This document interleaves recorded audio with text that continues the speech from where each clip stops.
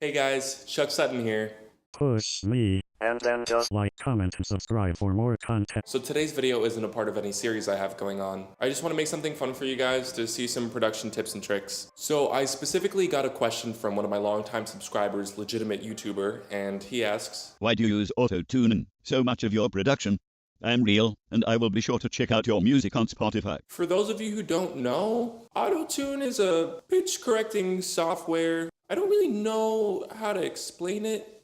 I wish I could show you, but the technology was originally created by Andy Hildebrand and has since then been used by artists such as Cher, Kanye West, even more subtle ways by Sia, Miranda Cosgrove. Interestingly enough, as opposed to the last few decades, we're in a time of music where a producer can really make a public image for themselves. And so Auto-Tune is great, yes, for vocal processing, but it's also fantastic for sound design. So for me to demonstrate the power of this concept, I'm gonna bring back an old, nostalgic American pastime.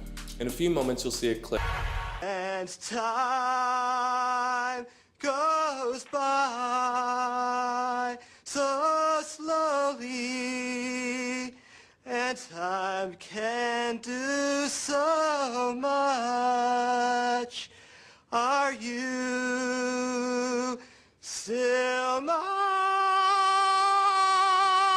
Now, back in my day, before we had YouTube, SoundCloud, the internet, or most liquids, the only real fun thing to do was to just sit around and laugh at people trying their best on national television. So to do some right in this world, I'm gonna fix this guy's performance and then make a beat out of it and show you guys what I do. Oh, and right before we start, I just wanna let you guys know that I got the Ableton Live 10 beta, which I'm really excited about because it's fantastic. When it comes to the Bandcamp project files I had, the Bandcamp thing wasn't really working out, so I'm just gonna make it a free download. Unfortunately, this project only works with the Ableton 10 Live beta, but I'll definitely make sure that the next ones work with Live 9 as well. So the first thing I did is I applied Auto-Tune, so now the clip sounds like this.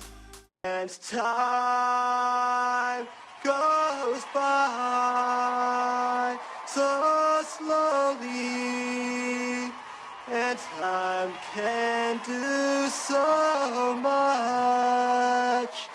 Are you still mine? I need your love. I need. Yeah, so we gotta keep it down because I'm recording. See? Check it. My little bro got back from school. You wanna say hey? Hey! Hey. He's adorable. So the first thing I did is I took one of his longer notes that he holds out and I loop it back and forth in a sampler so we can have a long continuous note that we can play with. The next step was to add the MIDI effect called chord. Now what that does is when I hit a note here, I can turn the knob so it plays other notes relative to the note I'm hitting, which you can hear right now. So one of the nicest new features for me when it comes to Ableton Live 10 is the capture mode. So as you can see here, I start to record some chords.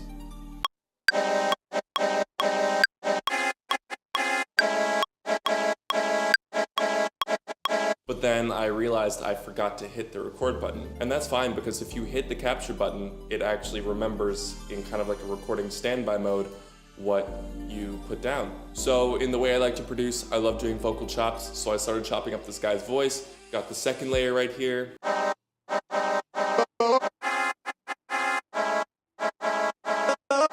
It's always really fun messing around with vocals because sometimes I'll play someone's voice and it'll sound like someone else's voice. And in this instance, Can do so, can do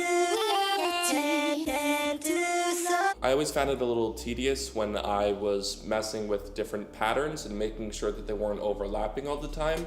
And so one of my favorite features of Ableton Live 10 is you can highlight multiple MIDI clips and actually get them in a stacked view so you can see where all the notes are in the other patterns. That way you can arrange everything accordingly. And so simply by looking at the stacked view and seeing a nice little spot, I was able to add even more vocal chops.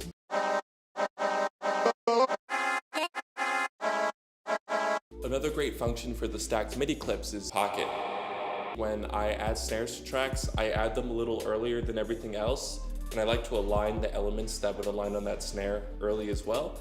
So as I'm talking, I'm going to be playing the clip of me being able to stack all the MIDI I have and align everything that lands on the snare with it, without having to go through one by one and calculate it. Now, at the end of the original recording, Simon starts berating this guy, and it ran through the auto-tune, and it sounds like this. Bloody hell. One of the worst I've ever heard. And I thought that was funny, so I just threw that in there.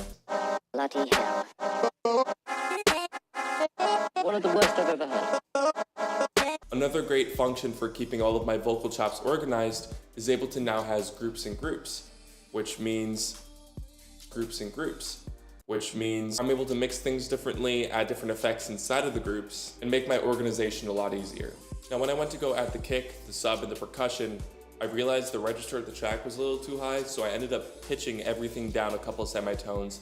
That way when the 808 hit melodically, it would boom. So this is what the final product ended up sounding like. Bloody hell.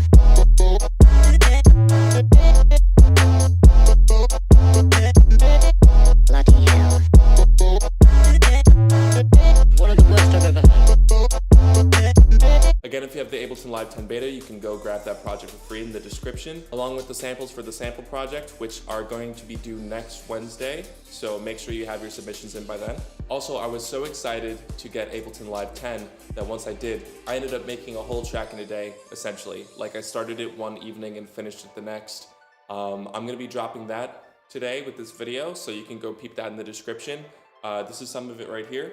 I'm the man. The next thing you know, I was throwing rubber bands. Is you rolling? Is you rolling? Is you rolling? Is you rolling? Wish I might be. Is you rolling? Alright, thank you guys so much for watching. This video was originally going to be a breakdown of that song, but it wasn't out yet, so I didn't know how people felt about it. So let me know in the comments if you want to see me break it down. So that's about it for today. Everything's in the description that you would need from me, and I'll catch you in the next vid.